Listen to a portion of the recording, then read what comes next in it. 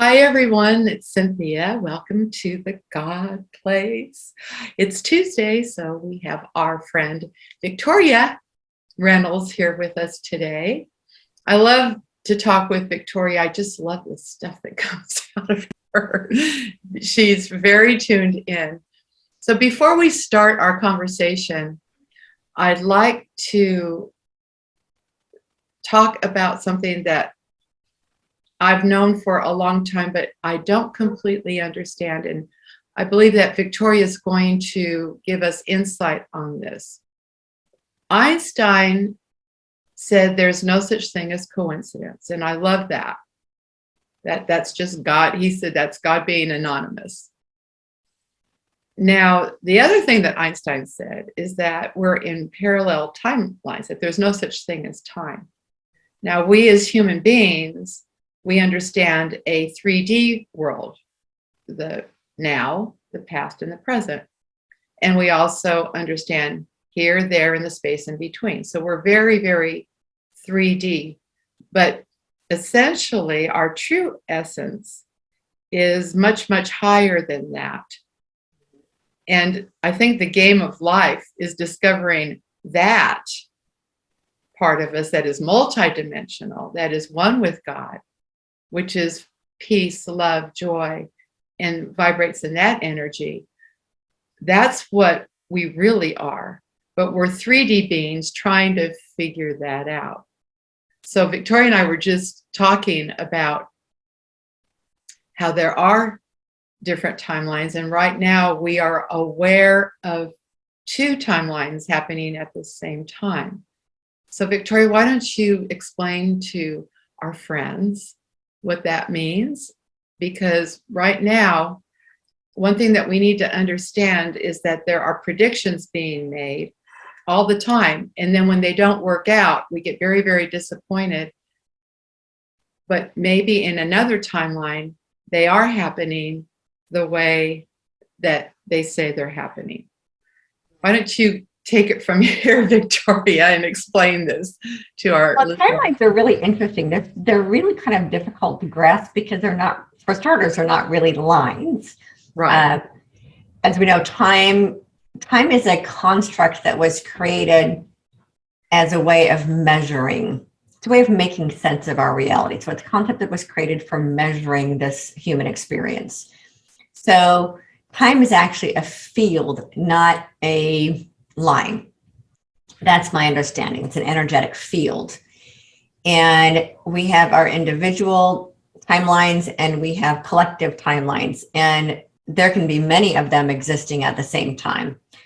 My understanding is that a couple of years ago, we were able to limit it down to just two. So there were many of them happening at the same time. As I said, individual timelines and also collective timelines.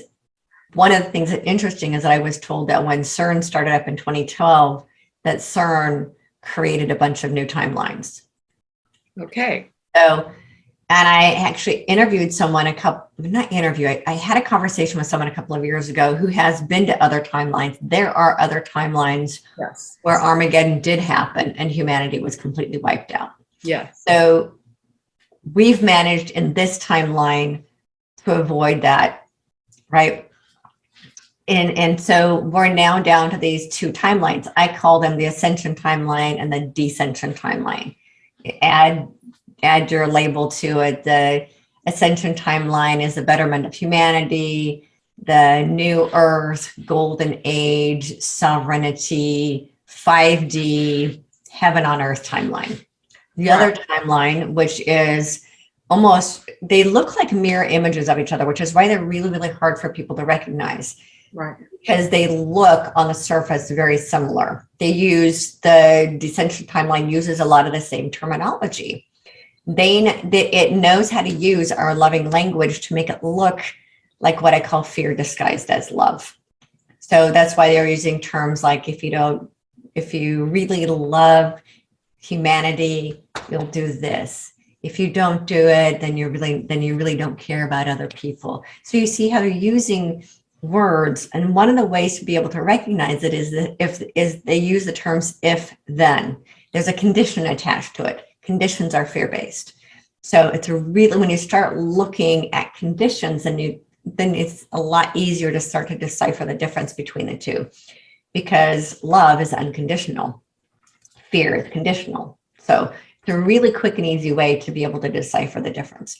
So right now we're down to these two timelines, and they're running side by side. They were intertwined, and we've kind of been able to separate them. So we're running on two different tracks. And the one track is what I call the New World Order, totalitarian, fear-based, dissension timeline. That's a timeline that the controllers want to take humanity down, because they believe that human beings are not capable of making decisions for themselves. So they're using, we're going to create peace on earth, but we're going to create peace on earth through force. We're going to create peace on earth through fear. So the idea is that they can eliminate through controls, the chips, if you will, that eventually the extent is turning us into humanoids rather than humans, makes us completely controllable. And it's also no crime, because if the government knows that you're going to have it always has an eye on you, right? Big Brother always has an eye on you, then you're not going to commit a crime. They can force peace on earth through control, in the belief that only some people have the intellect to be able to make the decisions for everyone else. Everyone else is sheep, and we're just not smart enough. I had this insight about it this morning, so it's interesting you bringing this up, because the insight that came in this morning is that the reason human beings are now not smart enough to make our decisions for ourselves is specifically because of the programming we've been taught in our education system that dumbed us down to not be able to make decisions for ourselves. So there are a group of people who consider themselves to be elite, to be more worthy and more deserving to control humanity. So they have this timeline plan, the 2021 plan, and there's the 2030 agenda to kind of corral human beings into this particular direction. And you see it in the movies. There's no secret to it. It's not a secret planning. You watch all the dystopian movies, they'll tell you exactly what they have planned, because of the prime directive of free will choice. They have to tell us in advance what their plans are. And when they tell us in advance what their plans are, because we are all creators, all made in the image of divine creator, we create our reality, and we have the ability, by watching their movies and the stories they tell us, to actually create the vision they put in front of us. So they know how powerful the human mind is at creating our reality. So they feed us the vision. That's why it's called television. They feed us the vision. We visualize it. And because we visualize it, we actually create it. Now, we need to get, I feel like I've been preaching to the choir for the last 2 years about this. We are the ones we've been waiting for, people. We've been saying this for decades. Now we're at the point of emergency.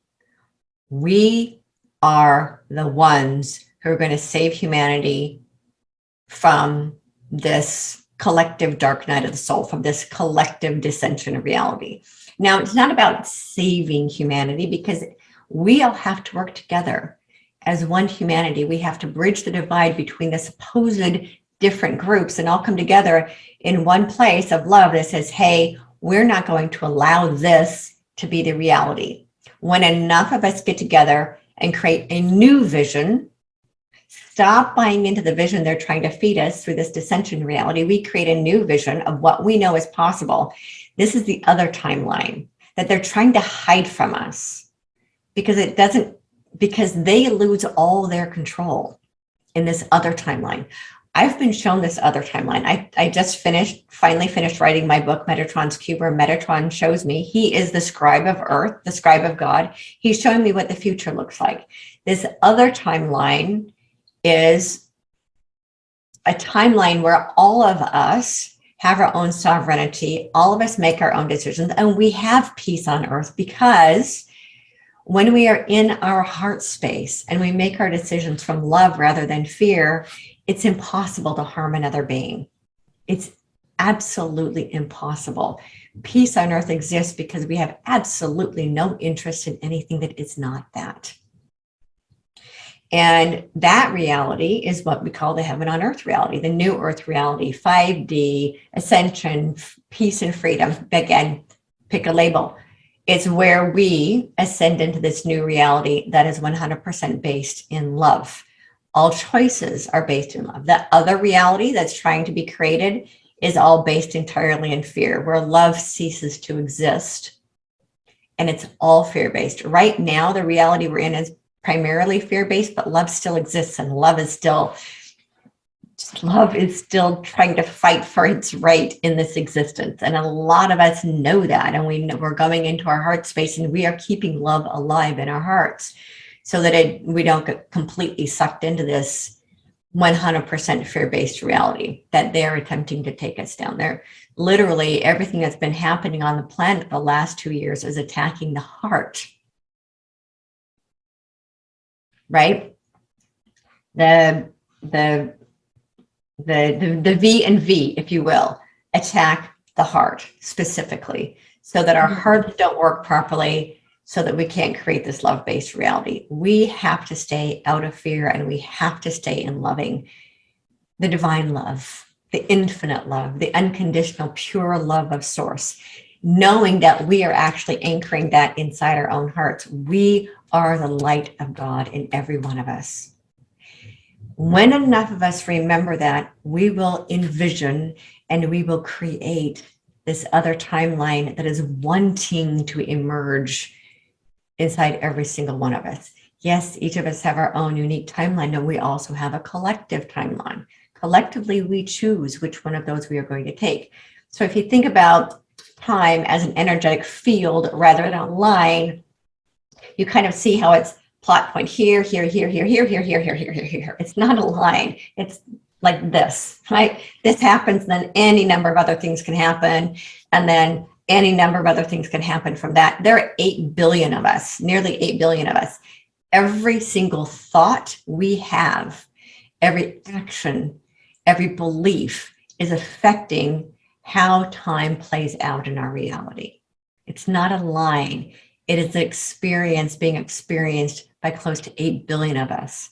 And every single one of us affect this time-space continuum, this time field, how this plot point plays out to any number of other plot points. It's up to us. So if you think about, if you were to take it to just down 2 timelines, on the dissension timeline, there are all these different plot points, and the decisions we make affect which one of those plot points play out. And the ascension timeline, the same thing. Every thought and belief and action we have affects how each one of those plot points play out. That's why we have to be impeccable with our words, impeccable with our thoughts, impeccable with our beliefs, impeccable with our actions. We have to stay in absolute love and integrity in all things. That's how we dismantle that other paradigm. Again, our ability to create and to envision will be what dissolves that other timeline so that it cannot play out in our collective reality. When enough of us recognize it and we say, yeah, I'm not going to play along with that. I'm going to go over here and I'm going to create this, because this is where my heart is calling me. This is where spirit is calling me. I'm not going to buy into that reality. I see this wanting to play out over here, but every single one of us have the ability through our heart space to actually disengage and discharge that other timeline. We can actually make it melt into the nothingness from whence it came by our own resonance. So this video that came out talking about the 2 different timelines, when enough of us understand that there is this other dissension timeline that's trying to play out, we actually can discharge it. They won't be able to play out when enough of us recognize, oh, I see that plot point. Yeah, we're not going to let that happen because we're going to expose it. It can't happen if it gets exposed, which is why everybody's being told to share this video. It isn't about being afraid of this thing that's going to happen on the 18th. It's about saying, I see that over there. It can't be a surprise if enough people know about it. We actually dismantle that plan. That particular plot point gets dissolved because too many of us know about it. So it's up to us, excuse me, in our hearts to dismantle that other timeline I think Jesus and create the world we want to create. I think Jesus was a preview to coming attractions and the potential of what we have. Let's talk about that. Tell me about that. Yahshua. Yahshua. Yeah, he was an example of what all of us are capable of. He embodied the Holy Trinity, the Mother, Father, Child, more than any other being on the planet. And he wanted to show all of us what we're all capable of when we remember that we are the embodiment of that. And when we hold ourselves up into a higher vibration of that Holy Trinity of Father, Mother, Child. And that, and he even said, he said, do you not remember that you are all God? We're all one with God. He said, in the ancient scriptures, it talked about how we were all one with God. And he was trying to remind people of that. And he said, we are all, let your light shine for all the world to see. Don't put your light under a bushel. Be the, and Buddha said, be the change you want to see in the world. And so they were all teaching the same thing, which is that we are all the light and we are all the way. And Yeshua was saying that we are all capable of this and so much more. And his message got twisted and dismantled by the men that built religion in his name. And a lot of his message got twisted into fear. And that's why it's so difficult, again, to decipher, because it's fear disguised as love. And playing on our self-esteem, like letting you know that you're a worthless little worm, right? And that was not Jesus' intention at all. He was giving an opposite message of that, but the powers that be didn't want that to be exposed. Well, they want to keep us all small and voiceless and feeling unworthy and broken. And as long as they can keep us feeling unworthy and broken, we can't remember our own true worth as divine beings having a human experience. That source is sourced through every single one of us. Source, God, whatever label we have for the divine, for the one that creates all things, right? And that when we remember that we are all one with that, then we remember our true power, because the power of God is sourced through every single one of us.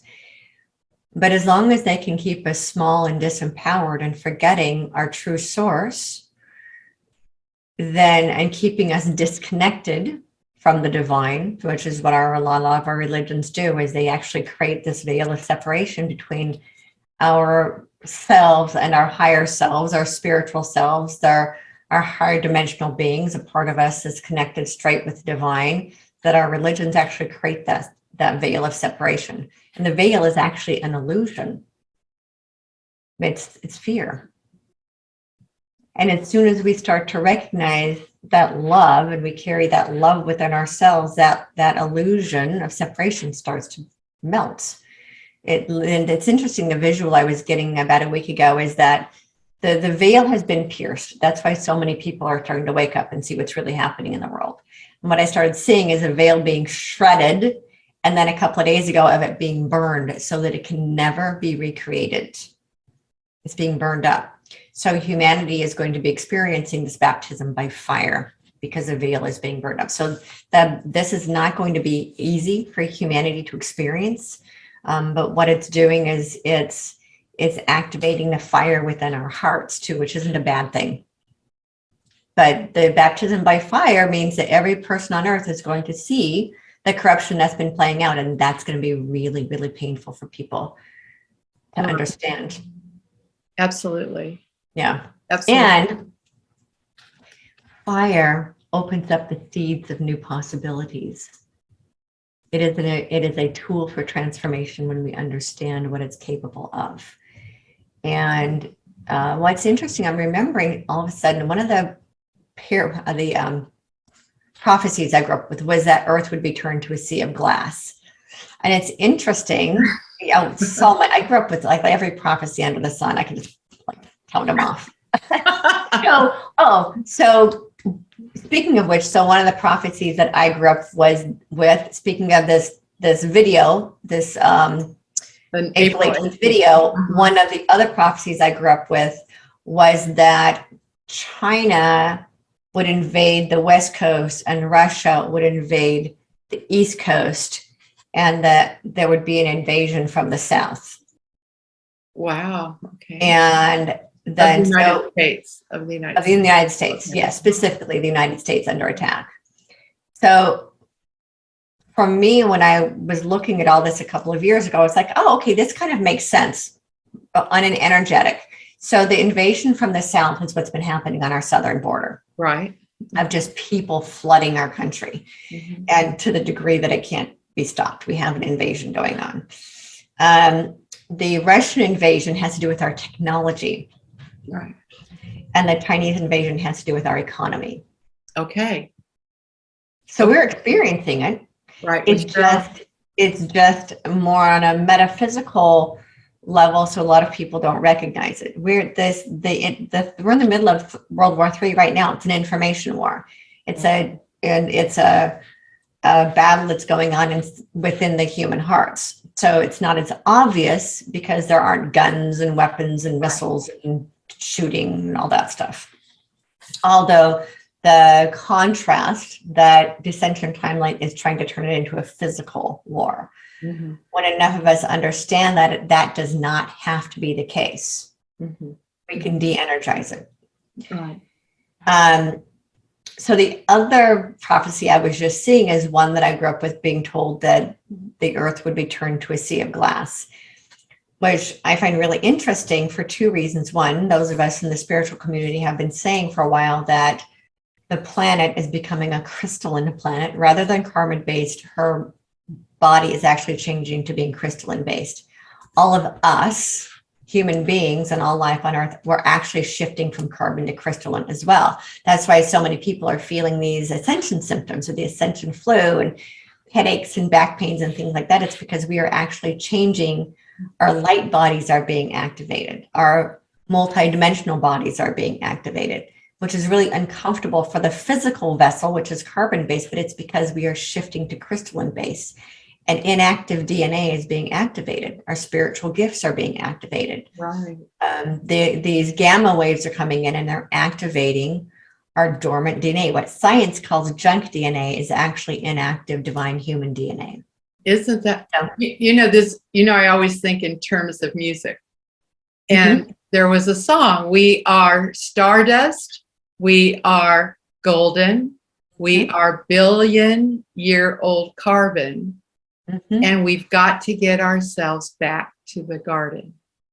Yes, that's exactly what's happening. And that getting back to the garden is the ascension timeline. And there are some of us who know that's what we're going back to. Exactly. This is one of the most beautiful planets in the universe. Absolutely. And this is something which is why the darkness wants to control it, because this is beautiful. This place is paradise. It really, and it was the Vietnam War that stimulated all of the baby boomers. And the baby boomer generation is a phenomenal in itself. And it's been described as the pig and the python, right? Mm. So you have the python and you have this humongous group of people, which were born between 1944 in 1964. These are the baby boomers. And what happened when we became teenagers, before we understood what money was and responsibilities, that type of thing, we were going into our adult bodies, the hormones, everything. So we were at that free love kind of place. And then we got degrees and marriages and children and all that other stuff and got a little distracted. But right now I'm on a campaign, Victoria, to go back to that place where we were then. and understand this, especially in the music, the insight that was there. Oh my gosh, the 60s hippie music was amazing.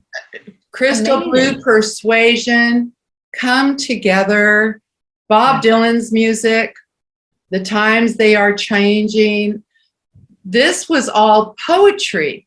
And if you've ever seen the documentary Echoes in the Canyon, what they did was they loved the sound of the Beatles. The Beatles actually introduced new chord progressions, a different way, and harmony, a lot of harmony, where before that was kind of crooners and that type of thing. Everybody was singing love songs and, when we get married, and everybody was getting married out of high school and all different kind of love song. Yeah, all of that stuff, romance.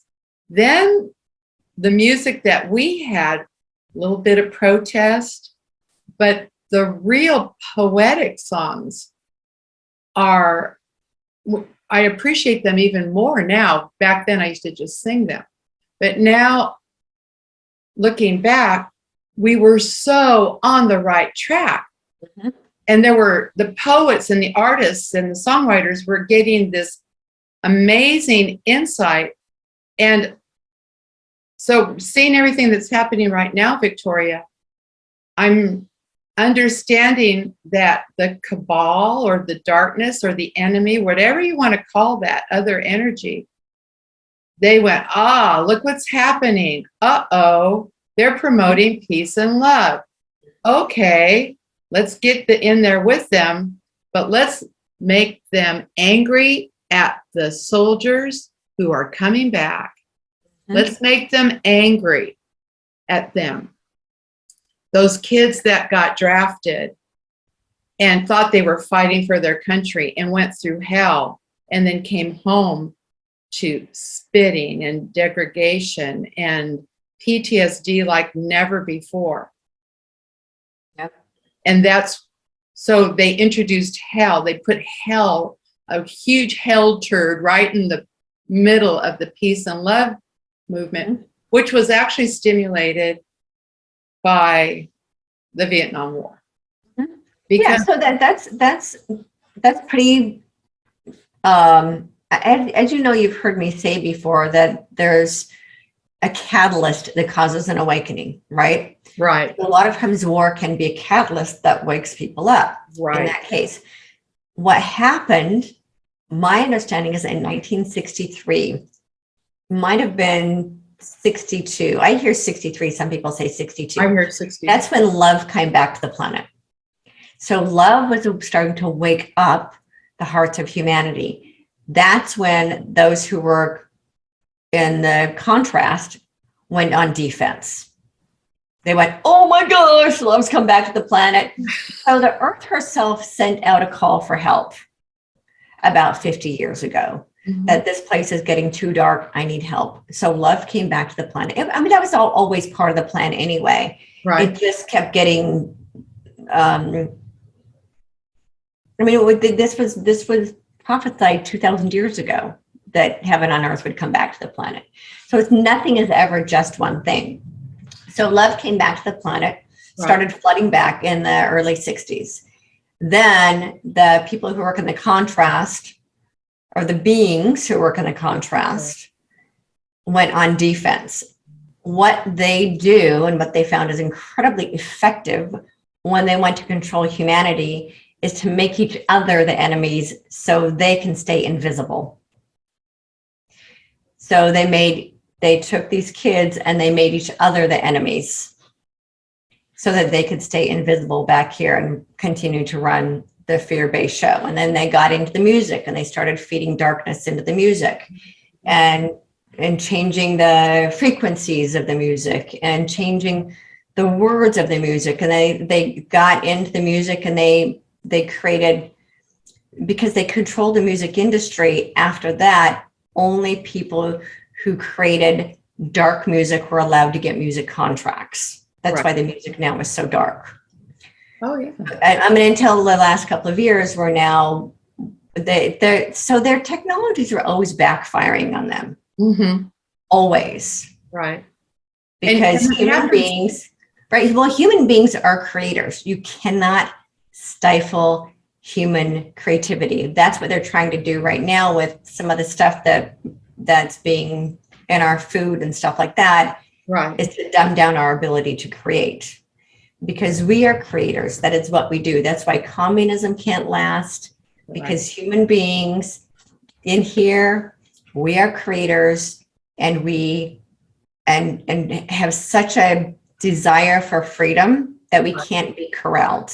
So their plans are always failing because we are God force in human form, right? So we're always creating. And so they tried to control what we can read and what we can see and what we can listen to. This internet was created to it actually was created to spy on humanity, really. I mean, that was the real reason it was allowed to exist, is to be able to spy on us. But it also then allowed us to become more connected. It allowed us to make our own music and not be controlled. It allows us to make our own videos and not be controlled. So now they're trying to figure out how they can censor us because, we're at it. Human beings are out of control. We got to figure out how to control us. So they just keep finding new ways to pit us against each other so that we can't see who's really working behind the scenes. Right. Well, what's working behind the scenes in this dark contrast, of course, are these beings who think they can control us. But also what's working behind the scenes is this entire army of angels who are working to liberate us. And that's what we need to focus on right now, Victoria, because the intel on both sides is so negative. Yes. And so people need to get back. Well, the baby boomers. Okay, I'll talk to my generation right now. Hey, baby boomers. Go turn on that music and just go back to the music you listened to when you were teenagers. Right. Listen to Bread and to He Ain't Heavy. He's My Brother. Yeah, all that. What's so funny is that for some reason I've always loved that music, but I think it's because it feeds the soul. It does feed the soul. It is soul music. And it's time and go back to the before the African music was turned into rap music. Right. Because that was created to keep them under control too. Right. The African community doesn't realize that music was allowed to be created specifically to keep them under control and to keep them down. That's why they're the only ones that get contracts in the music industry. So, but the music before that, I'm remembering the fourth dimension. Fifth dimension. Or the fifth dimension. The fourth dimension. The band, the fifth dimension, right? And that's amazing. And who ever heard of the fifth dimension? I never heard of the fifth in dimension. The 1960s. Exactly. They were a very spiritual group. Exactly. They talked about they were singing about what's happening right now. When the moon is in the seventh. Yeah. And what's so funny is that we entered locked into the age of Aquarius on December 21st, 2020. This is the dawning of the age of Aquarius. I watched that video. I'm like, man, these people are so cool. We need to go back and bring that music back to life. That's what reignite the hearts of the baby boomers, because right now baby boomers are very disheartened, and for good reason, because what's happening on the planet right now is attacking them specifically. Yes, it is. The controllers want to get rid of all of the baby boomers sooner than later, because you're the ones who remember freedom, and you're the ones who remember love, and you're the ones who remember what it was when we were fighting against communism, right? So they want anybody who can remember that to just disappear. They want anyone who's using Social Security and Medicare to disappear, because and I was having this conversation a couple of weeks ago. Do you remember about 20 years ago, they were saying that Social Security is going to run out of money. What are we going to do? Social Security is going to run out of money. Well, the simple solution is, well, you just knock off everybody that's on Social Security. Then there's plenty of money. right? So there is an agenda right now specifically against the baby boomers. So the baby boomers have got to get their hearts back open again. Pull out that amazing music. Pull out that inner hippie, right? That says, not on my watch is this going to happen. Right. Okay, so this is an example of where there isn't a past and a present and a future. The past exists within every single one of us. We just have to pull it back out and remember aspects of it. So there are aspects of our past that I know human beings don't want to remember. And you know what? We got to deal with those. We have to process all of our pain stories. That's what 4D is all about, is processing the pain stories. It's also about pulling out all those things that we loved from back then and bringing them back out and reactivating them. The baby boomer generation needs to reactivate its activism. Yes, it does. Yes, it does. And music they knew this back in the days of Socrates, how powerful music is. Oh yeah, music is used to program people. Why do you think they put jingles behind commercials? Exactly. But why do you think that we have all this music in church? It's the same thing. Exactly. Not that it's bad. I mean, spiritual music, religious music is beautiful. Absolutely. Absolutely. And it is also a form of programming. Yes, you're right. You're absolutely right. And so we have to be really, really careful what we consciously choose to program ourselves with. Mm-hmm. And the music that's out right now is programming pain and suffering and anger and blame and resentment. And those are all based in fear. It's programming fear into the collective consciousness. We choose what we program ourselves with. Right. That's exactly. So when we turn on the news, we're being programmed. When we watch these dystopian movies, I was trying to find the right word for it. We watch these dystopian movies. That's what we're being programmed with. And those who consider themselves to be the controllers, again, pick the name, those who work on the behalf of the contrast, know how easy it is to program the human mind. And I think we talked about this before, where the human mind is so powerful, it can create simply by thought. Yeah. And it is so malleable that it can easily be programmed. So we need to get to the point where we understand, I am a sovereign being. No one has the right to tell me what I can and can't do with my mind, with my heart, with my body. This is mine. It belongs solely and wholly to me as a divine being having a human experience. Nobody gets to tell me what to do with my body and with my mind and with my spirit and with my heart. That's right. We have to consciously choose what we do with this vessel that we've been given. You know, and watch what we get programmed with. Watch what we feed our bodies. Right. Watch who we put in our fields. Right.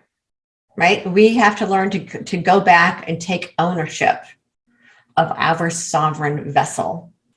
Right. And be completely conscious and aware of everything that we put into it. And a lot of people don't do that. They're just living life by default in this fear-based reality. And so they're getting pummeled with all this fear-based programming because they're not holding themselves in this conscious sovereignty of I am divinity having a human experience. I am soul having a human experience. I am spirit having a human experience. I am divine love having a human experience. I am a multi-dimensional being having a human experience.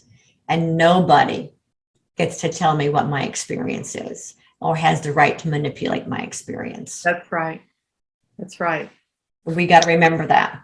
I'm getting so in your case, in the baby boomers case, it's about going back to that music.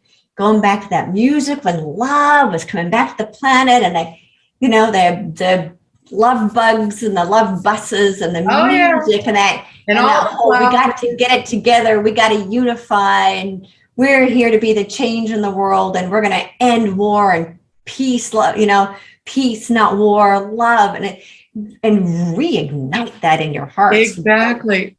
Got to be reignited. Well, in my case, I go back to the early 80s because that was my music, and we had the punk music that was like Rage Against the Machine. It wasn't about being angry at each other. It was about understanding that there's this machine that's trying to control us, the war machine. Like, we knew that in the 80s, and it was much more angry. Bringing it to attention.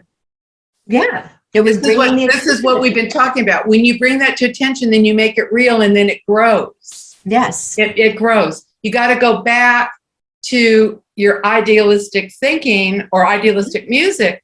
One that just keeps hitting me in the face right now is Joy to the World, all you boys and girls. Yes, I Joy love that to music. the fishes in the deep blue sea.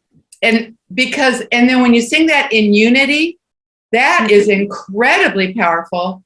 When there's a saying that I think it was St. Anthony said, he who sings prays twice, because what's happening, I can tell you joy to the world, or I can say joy to the world, and all the boys and girls. Exactly. Joy to the fishes in the deep blue sea. Joy to you and me. Hallelujah. Joy to the world. Right? You can't not smile when you sing that song. And if you listen, you can actually, this is what people need to understand. When you sing that song, you can actually feel it vibrating in your heart. Yes. You can feel it in your heart. Victoria, I bought 4 pairs of bell bottoms, and all weekend I played that music.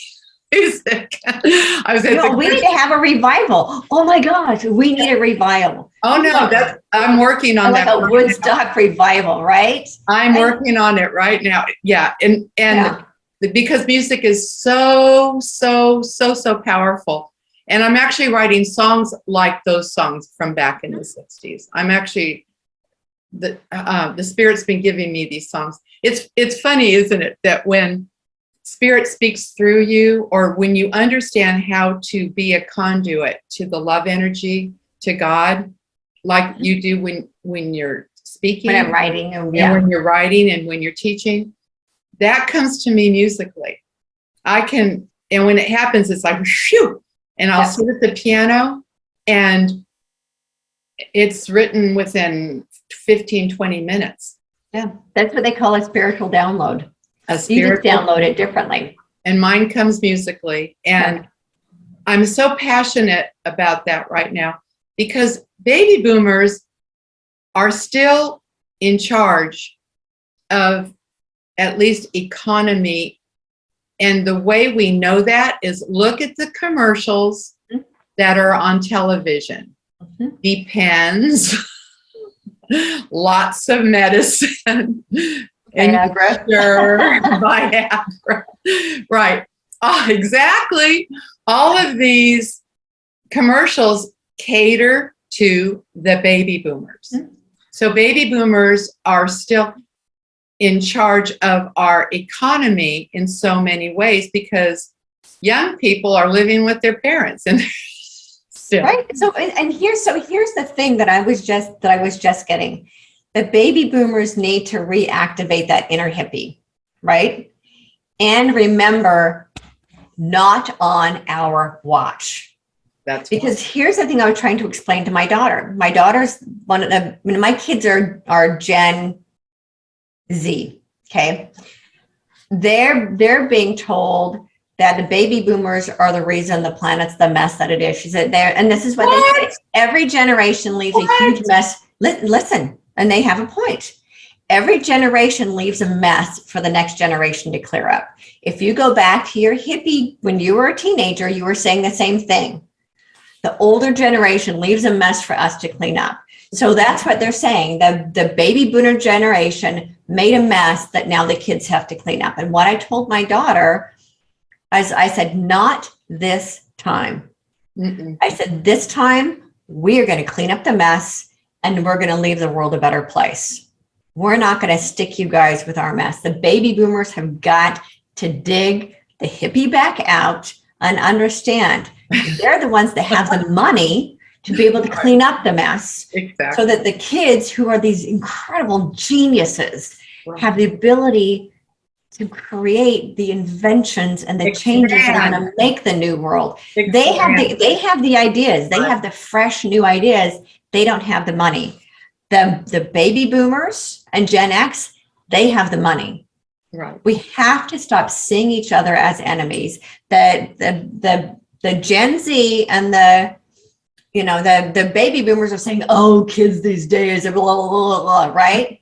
They're calling the kids the reason there's a problem in the world. The kids are saying the old people are the reason there's a problem in the world. We have got to unify and understand. If we're going to change the world, the baby boomers and Gen X have to understand they're financially capable of changing the world. And all these kids who are brilliant don't have the funding to change the world. We're going to have to work together. That inner hippie's got to come out in the older generation. Absolutely. Well, we're going to go back and we're going to change the world.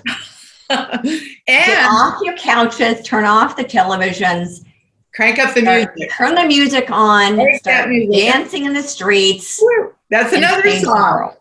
Dancing in the street.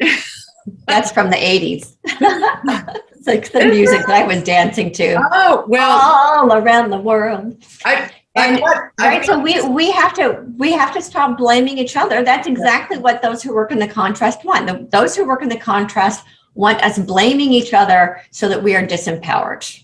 That's right. If we remember how powerful we are, and we are the ones who have the financial capacity, we take back our power and we change the world. We've been saying we're the ones we've been waiting for since the 1960s. We've been saying be the change we want to see in the world since the 1960s. That's right. It's time to stop the lip service and put our money where our mouths are. Right. Put our energy where our mouths are, and show the younger generation that we're going to fix it so they can actually get to work and make this world a better place. And incredible. And these kids are starseeds. The new ones not are ordinary human beings. The new ones, my grandchildren. Yeah. I mean, they blow me away. You're exactly right. Daughter's an embodied angel. I know that for a fact, right? She used to tell me when she was a little girl, "Oh, I would go play with my angel friends all the time." When she said, "When I sleep, I go play with my angel friends." When she was little, she told me, "Mommy, I'm here to be like a light in a dark cave." Aww. She knew she was here to be a light worker. We need to create the space for all these little light workers to do their work. They need us, the older generations, to make it possible for them. Yeah. But right now, they're being blamed for being all these delinquents. And it's like, they're not delinquents. They're teenagers, just the way you guys were when you were 20 years old and wanted to change the world. And they're that age. So what happens, what the contrast does is they take that energy, that I'm a warrior, that warrior energy that's inside these 18, 19, 20, 21-year-olds, and they send them to war. Okay. They harness that energy. We have to recognize that's an incredibly powerful transformational energy. Yes. And focus it into peace movements instead of war movements. Focus it into really making the world a better place. Knowing, again, this goes back to the younger generation, knowing they can trust the older generation to help them out. Because right now they're only seeing the older generation as the enemy, and the older generation is only seeing the younger generation as the enemy. We've got to stop seeing ourselves as the enemies and come together. Music can unify, Victoria. Music can unify. We have to come together in unity. And the best example of that I like to share is when you go to a football game and everybody's singing the national anthem. Mm-hmm. And then as soon as that song's over, phew, boom, two separate play ball, let's go get them, So, and that feeling, everybody has experienced that feeling of the power of the unity, and then the separation, that instant separation right after the song. So we have to create global anthems. See, I'm a little bit unique in that I don't see the separation of one country. I am not here for the freedom of America. I'm here for the freedom of planet Earth. I don't see borders. My favorite. I don't see borders Those, because this is one humanity. Yes. We are all one humanity. And if one country is free and another country isn't, we're still divided. Exactly. We have to liberate humanity from the dark side. Bring out the Star Wars, if you will, right? The separation. My favorite maps are the ones that have no borders. You know, those big ones that are that show the Earth all spread out, and there's no borders. You see mountains, and you see rivers, and you see oceans, and the oceans. No borders. That's what I see. And I remember I was at Marianne Williamson's home, and she was starting this thing, and she was showing this map, and she says, "What do you see when you see this part?" You know, and she would point to China or the United States, and what kind of emotion do you feel, and all that stuff. And when it came to me, I said, "I see a big." Well, at that time, I said Disneyland, the happy place. That's what Disneyland was supposed to be. Right. A happy place for most people, where we all dance and sing together in harmony, and we enjoy each other's culture. And we celebrate each other's different cuisines and different music and different costumes. And we go, oh, isn't that cool? And we don't, one thing about racism or separateness, when you say something about the Black race or the Asian race, every time I'm supposed to fill out one of those forms that say, what race are you? I always say other.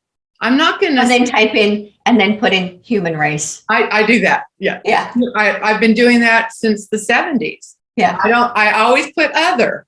And now there's like how much of a choice? Because they're trying to divide us, divided and conquered.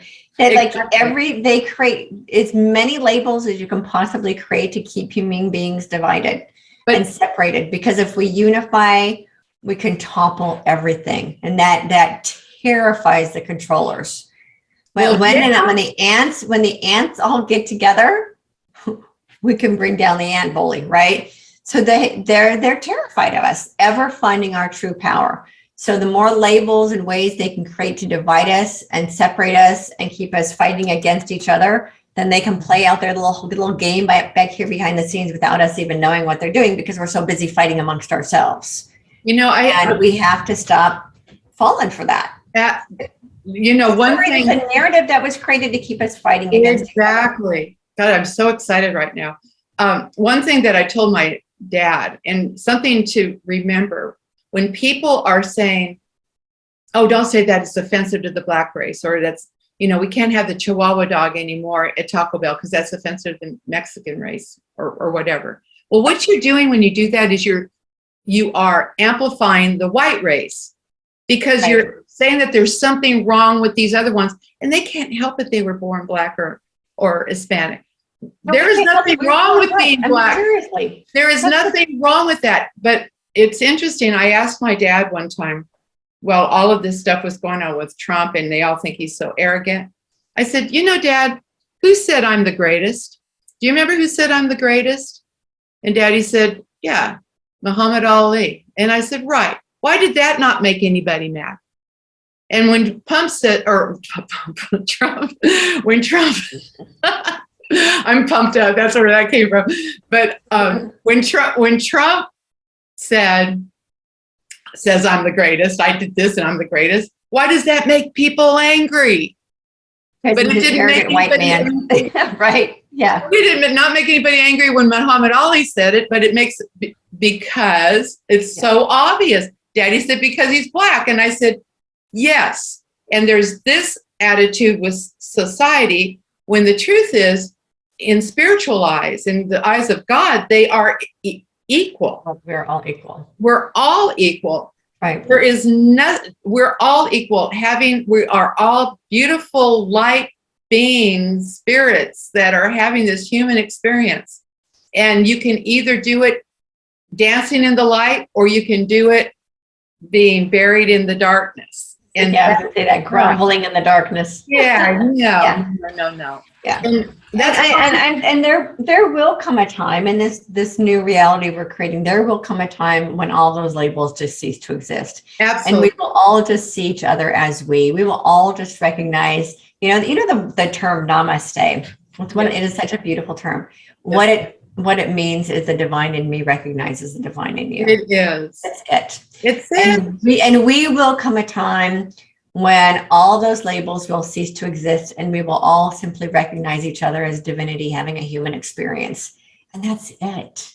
Okay, so let's do this, Victoria. I'll do the music, you do the teaching, and we'll start our little thing. I'll start doing some global anthems. Well, Joy to the world. I'm like, that in itself to me is a global anthem, right? And there's so many of these songs that have been written that actually are all about unity and the world and coming together. And right. we got to dig all that stuff back out.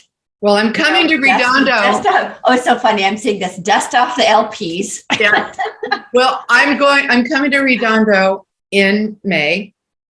And I did this once with my folks. And what I'm going to do is I'm going to bring my guitar down to the beach and we're going to get people to sing with us. I think that is a beautiful idea. That's what we're going to do. We'll gather people together. I think it's just I can see it being organic where you're playing and singing, and then the next thing you know, there's thousands of people singing on the beach because people cannot resist music. Oh no! Oh, absolutely! It's magnetic. Powerful. And what we can do is we'll just sing like "Joy to the World." We'll just keep singing it as a mantra. We don't need to know all of the verses. Just the part that everybody knows. Everybody knows. Everybody sings. Come on, people now. Smile on your brother. Everybody get together. Yeah, we'll do the choruses and we'll do them as mantras. And we'll just. We can sing "Joy to the World" in between the other songs. Yeah. Okay. So then, okay. Are you getting excited? So, yeah, there is a spot right there at the bottom of the stairs on Avenue C. See what I'm talking about? Right there at the bottom of the stairs underneath the Veterans Park. Oh, Veterans Park, yeah. There's actually electricity. I see people like get up there like the preacher. We could just sit up there and play music. I'll bring my sound system. I've got one out there. Bring your sound system. We'll play music. We'll start singing. And all the people that come to the pier, all the people that come to the beach, they will all start gathering and singing along. We will sing. And we'll start singing, and then the news crew is going to show up, and they'll start taking video, and it's going to turn into a movement. It's going back. Okay. I'm so ready. Music causes people to move. It's going to turn into a movement. So ready for this. I'm going to help with the programming. And hopefully we don't need a permit. But if we need a permit, then we'll get one. I don't think we need a permit if we're not collecting money. I think you're right. Yeah. And it's a perfect little stage. I don't know if you've seen it. You know what I'm talking about? I know right where it is. I know exactly where that is. Because every time I walk by there, I see that plug and I see the stage. Yeah, there was somebody up there a couple of months ago who was preaching something. I was like, well, I didn't even know that. No, it's got to be, we got to do music. I know my friends that I can invite and we'll just start a thing. I have some friends I can invite too. We'll put the word out. That's what we'll do. We'll do a little, do a music, spreading the joy. We are going to have a revival. Yes. Yes, we are. We're going to have a revival. Okay, everybody. So we're going to conclude this now because we've been doing this for an hour and we could probably do it for 3 or 4 more hours. I can go get my guitar and really get going here. But we can't. I have a client session in a half hour. I got to get ready for. Well, so thank you for being here. Thank you for listening to Victoria and I, because you heard it today. We're starting a movement, okay? We'll call it, how about Hippielicious? No, actually, I think what I want to call my group and call the movement is just feeling groovy. Feeling I groovy. love that. Feeling groovy. Groovy. Feeling Yeah, groovy. all that happy We're- music and remind people that it's good to be alive and Slow down. activate those hearts again. You move. And what's great about that music Uh-huh. is a lot of the younger generation. Now, here's something you might not know, and then we do need to have to go. That a lot of the children's movies Yeah. right now Yes. feature that music. So a lot of the kids actually know these songs. Yeah. But my kids are funny because I'll start singing a song. Oh, that's from the movie Despicable Me. I'm like, actually, it's not. But I think they put it in there because it's old enough that they don't the royalties. That's not as expensive as paying somebody for a new song. Well, it's song's like 75. 50 years It's 75. I think it's to appeal to the baby boomer grandmothers or whatever. Well, and not only that, and to the parents, because then because it's nostalgia, right? So we're going to see these kids shows, but they've been trying to make these kids animated movies more relevant to their parents. So there's a lot of adult humor in there that the kids don't get. My kids will go back now and watch movies when they were little, and they're like, "Oh my gosh, now we know why you and Dad were laughing." Because there's a lot of adult humor in these kids' cartoons that the little kids don't see. They just like the cartoons and they like the music, and but they have this great nostalgia music that's in there for the adults. Exactly. And but a lot of the younger generation knows these songs. So as you're playing this music, it's going to be everybody from music's going to 80 is going to recognize the music. We're going to build a bridge. We're going to build a bridge. That's it. We have to build bridges. I've been seeing that for the last 2 years. I've been calling it bridging the divide. We have to create bridges. Let's do it. And wake up the heart of humanity. I love you. I love you too. Can't wait to see you again in a few weeks. Me too. And we need to see Children of Angels. Bye, everybody. Thank you for being here. Bye. We'll be here see you next week. Yes.